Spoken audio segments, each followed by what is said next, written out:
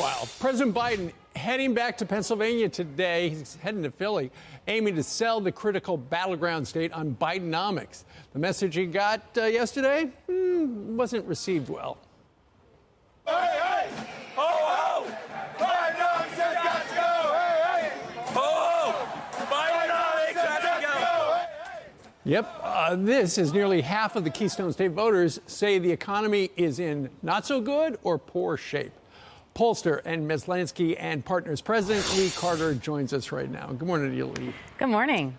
Those crowds are a problem for him. They pop up wherever he goes. They're a big problem for him. And when you're talking about, we've seen the protesters on Palestine, but to see protesters on the economy, that's a big problem for Joe Biden.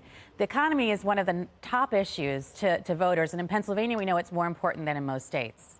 And in fact, we've got a poll. Pennsylvania voters say the strength of the economy is not so good or poor. 60% say that. And then a Fox News poll, are you better off or worse financially today than you were 4 years ago? 22% say they were better off. I want to meet those people. But more than half say they're worse off. And that's a big problem for Joe, too. That is a big problem. And it sort of lines up right away with the sentiment. When you see 73% of Americans say we're going in the wrong direction. A lot of people think that Joe Biden is out of touch with their concerns. And so what he's got to get out there and try and say, I understand, I feel your pain.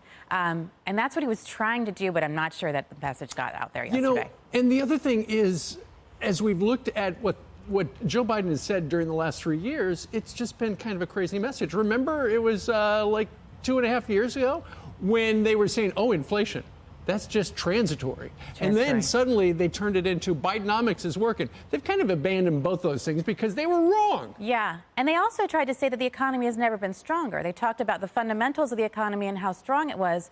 Well, Americans are saying the economy is not strong. I'm feeling worse.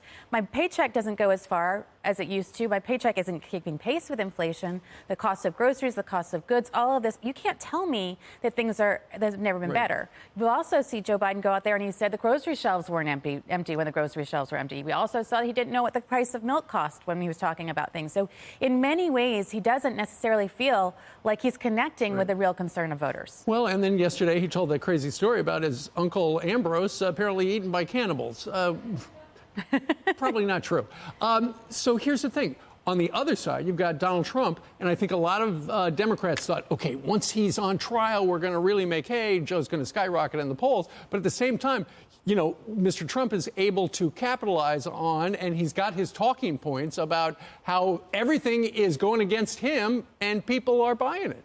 People are absolutely buying it. About 72% of Americans believe that the system is rigged to favor the elite, not necessarily the wealthy, the elite. And Joe Biden is part of that. Democrats are seen as the elite.